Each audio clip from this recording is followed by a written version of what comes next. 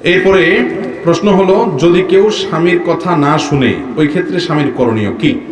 যদি কোনো স্ত্রী স্বামীর কথা না শুনে, তাহলে স্বামীর প্রথম করণীয় হলো স্ত্রীকে নসিহত করা, উপদেশ দেওয়া, এবং যথাসম্ভব আন্তরিকতা ভালোবাসা দিয়ে তাকে আনুগত্যের মধ্যে আনার চেষ্টা করা, যে তুমি আমার কথা শুনলে লাভ তোমার, আর আমার কথা না শুনলে, আমার অবাধ্য হলে, নাফরমানি করলে তোমারই লস।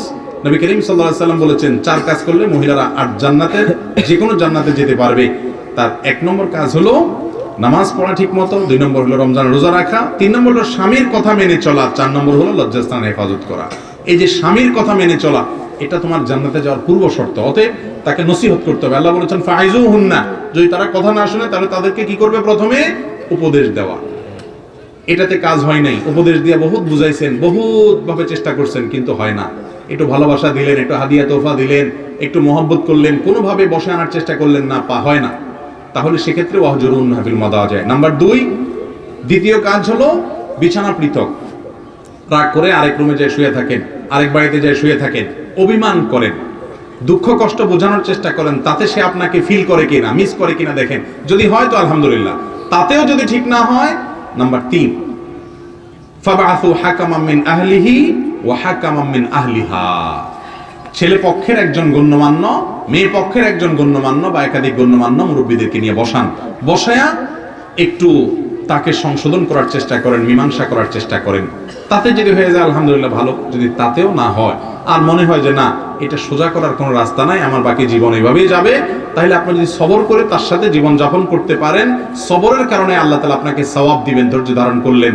কারণ আল্লাহ তাআলা নবী লূত আলাইহিস সালামের ঘরে, নূহ আলাইহিস সালামের ঘরে অমানুষ দিছেন না, দেন নাই? তারা সবর করেছেন, সেজন্য আল্লাহ রাব্বুল আলামিনের প্রশংসা পেয়েছেন। আপনি আপনার স্ত্রী অমানুষ হলে, কোনোভাবে সংশোধন হয় নাই, তারপরে যদি আপনি সবর করেন, আল্লাহর কাছে জান্নাত পাবেন। আর যদি মনে হয় না এই এত বেশি খারাপ, যে এর খারাপের মাত্রা এরকম যে আমার সন্তান সন্ততি যা হবে সবগুলোরে খারাপ করবে সে, এরকম আশঙ্কা যদি তৈরি হয়, অথবা আপনি নিজেও সবর করতে পারেন না, এত উল্টাপাল্টা করে যে কখন কি ঘটে যায়, তাহলে সেক্ষেত্রে বিচ্ছেদের চিন্তা করতে পারেন। বিচ্ছেদের চিন্তা করলে হুট করে বিসমিল্লাহ বলে তালাক মেরে দিলেন, সে কাজ হবে না। বরং বিচ্ছেদের চিন্তা করলে আগে কোনো দক্ষ আলেমের কাছে, মুফতির কাছে যাবেন, ভালো কোনো দারুল ইফতা ফতোয়া বিভাগ মাদ্রাসায় যাবেন, যাই বলবেন হুজুর এই অবস্থা আমার স্ত্রীকে আমি ওই যে শরীয়ত কোরআন বর্ণিত 3টা স্টেপে সবগুলা পার করছি, নসিহত করছি, অভিমান করে দেখছি, শাসন করে দেখছি, মুরব্বীদেরকে ডেকে বসাইছি, 3টার কোনোটাতে কাজ হয় নাই, আমি 4টা ব্যবহার করতে চাই, তালাক দিতে চাই। তখন হুজুর আপনাকে এমন সিস্টেমে তালাক দেওয়ার কথা বলবেন, সুন্নাত সম্মত তালাক, যে তালাক দেওয়ার পরে 20 বছর পরেও যদি আবার একত্র হতে চান সেই সুযোগ থাকবে ইনশাআল্লাহ। আর নিজে নিজে দিবেন, তাহলে সেক্ষেত্রে এমন সর্বনাশ হতে পারে যে এরপরে হুজুরদের পিছে পিছে ঘুরবেন আর থাকার সুযোগ পাবেন না। বিধায় স্ত্রী যদি কথা না শুনে এই স্টেপগুলো একটা একটা করে অবলম্বন করবেন। আর মনে রাখবেন, নবী করিম সাল্লাল্লাহু আলাইহি সাল্লাম বলেছেন, মেয়েদেরকে বাম পাজরের হাড় থেকে সৃষ্টি করা হয়েছে, অর্থাৎ মূলটা সেটা।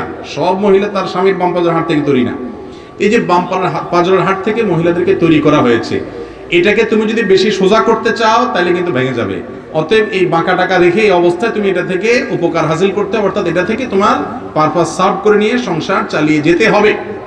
এখন অনেক পুরুষ আছে, না কেন এরকম হবে, না কেন আমার কথা শুনবে না, না এরকম হইতে হবে, এই বেশি তেড়ামি করবেন, সারা জীবন তেড়াই খাবেন আর দুনাই খেতে থাকবেন, কখনো শান্তির দেখা পাবেন না। আর যদি সবর করেন, মানুষ হওয়ার চেষ্টা করেন, তাহলে সুখ শান্তি পাবেন। নবী করিম সাল্লাল্লাহু আলাইহি সাল্লাম কত চমৎকার পলিসি শিক্ষা দিয়েছেন। আজকে ঘরে ঘরে পরকিয়া, ঘরে ঘরে পরকিয়া। পুরুষ ফেসবুকে অন্য মেয়ের সাথে ইরিশ পিরিশ করতেছে, অন্য মেয়ের ছবি দেখে মজা নিচ্ছে, মহিলা অন্য ছেলের সাথে আকাম কুকাম করতেছে, অথবা খারাপ সম্পর্কে জড়িত হচ্ছে। আর কিছু না হোক, অন্তত দেখে চোখের জেনা করতেছে, তার স্বামীকে রেখে অন্যকে পেয়ে সুখ পাওয়ার অপচেষ্টায় সে লিপ্ত আছে। কেন এগুলো হয়েছে? এর মৌলিক 2টা কারণ। এক, নিজের ঘরে যে শান্তিটা আছে এটাতে সে শান্তি পাচ্ছে না।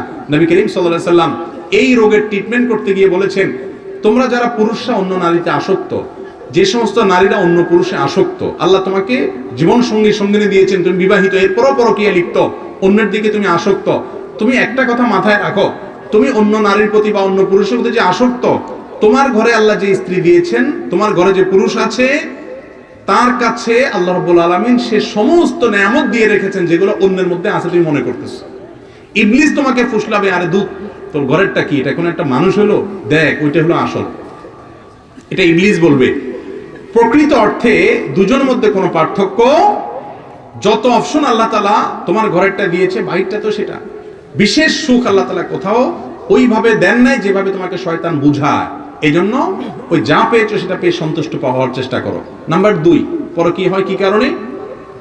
এর একটা বড় কারণ হলো, না আমার ঘরেরটা এই ত্রুটি আছে, অন্যের মধ্যে এই ত্রুটিটা নাই। এ দেখতে সুন্দর না, সে দেখতে সুন্দর, এ লম্বা না, সে লম্বা, এটা সেটা, এগুলো শয়তান বাইর করে দেয়। মানুষ রূপী কিছু ইবলিস আছে, তারাও বলে, মহিলার কাছে যায় ফুসলে বলে, ভাবি এটা কোনো কথা?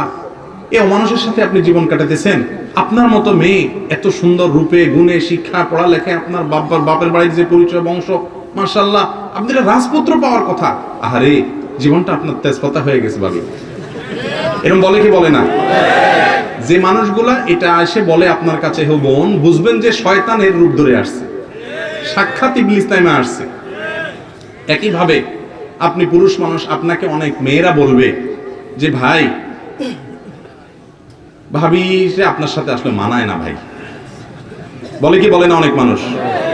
ওইটাও বুঝবেন যে ইবলিসের রূপ ধরে আসছে, মানুষের রূপ ধরে ইবলিস আসছে। কেন জানেন? কারণ নবী করিম সাল্লাল্লাহু আলাইহি ওয়াসাল্লাম বলেছেন, তোমার জীবন সঙ্গী, স্বামী হোক আর স্ত্রী হোক, তার যদি কিছু ত্রুটি দেখো, তুমি সাথে সাথে তুমি চিন্তা করবা তার ভালো গুণ কি আছে। আল্লাহ তাআলা এমন একজন মানুষ পৃথিবীতে সৃষ্টি করেন নাই যার মধ্যে কিচ্ছু ভালো নাই। একটা না একটা ভালো গুণ অবশ্যই, ইউনিকনেস আছে, ইউনিকনেস, তার মধ্যে একটা ভিন্ন গুণ আছে যেটা অন্যদের মধ্যে নাই।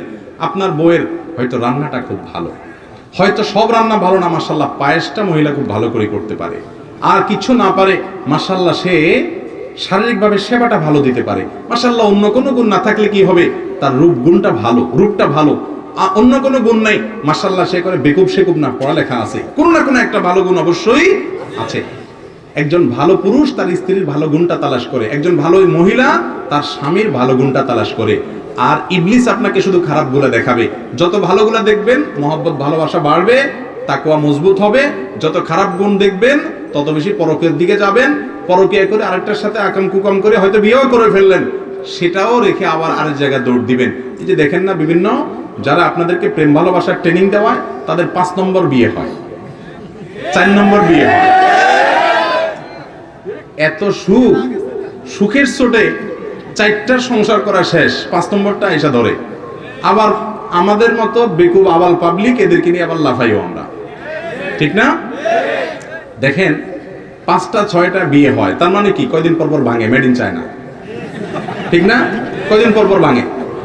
আপনি যদি নবী করিম সাল্লাল্লাহু আলাইহি ওয়াসাল্লামের আদর্শ অনুযায়ী চলেন, আমি সব জায়গায় বলি, ওই মুরব্বী চাচা যারা আছেন এখানে, মুরব্বীরা দেখেন যে চাচির সাথে যে কি সম্পর্ক, সুপারগুলোর মতো, আঠার মতো তাদের মহব্বত লেগে গেছে, ঠিক না বেঠিক? আর এখন যুবকরা, আইরে মহব্বতের উতরানি, কত রকম উতরানি, ফেসবুকে মেসেঞ্জারে আর কত মহব্বত ভালোবাসা উজাড় করে দেওয়া, লাভ এটা সেটা, কিন্তু 2 দিন পরে টুনটুন করে ভাঙে, ঠিক না বেঠিক? আল্লাহর আনুগত্যের বাইরে কোনো শান্তি আল্লাহ তাআলা রাখেন নাই। আল্লাহর আনুগত্যের বাইরে যারা গেছে, তাদের জীবন তেজপাতা হয়ে গেছে। অতএব আমরা সবর করবো তো ইনশাআল্লাহ। বউ যদি স্বামীর কথা না শুনে, স্টেপ বাই স্টেপ আগাবেন, একবারে ধরেই সিরিয়াস এবং সর্বশেষ। আসসালামু আলাইকুম প্রিয় ভাই বন্ধুরা, আশা করি সবাই ভালো আছেন। শুরু থেকে লাস্ট অবধি দেখার জন্য অসংখ্য ধন্যবাদ। আশা করি আপনারা অনেক ভালো আছেন। ভালো না থাকলে আমার ভিডিওগুলো সুস্থ মতে দেখতেই পারতেন না। তা শেখ আহমদুল্লাহর নিত্য নতুন ভিডিও পাওয়ার জন্য আমাদের চ্যানেলে সাবস্ক্রাইব করে আমাদের পাশে থাকবেন। শেখ আহমদুল্লাহর নিত্য নতুন ভিডিও আপনাদের জন্য উপহার নিয়ে আসবো। তো সবাই ভালো থাকেন, সুস্থ থাকেন। এই মুহূর্তে আপনাদের কাছ থেকে বিদায় নিচ্ছি। নেক্সট ভিডিওয় শেখ আহমদুল্লাহর যে কোনো ওয়াজের, মন জুড়াইনো ওয়াজের সাথে আপনাদের সাথে আবার দেখা হবে। তো সবাই ভালো থাকেন। আল্লাহ হাফেজ। আসসালামু আলাইকুম।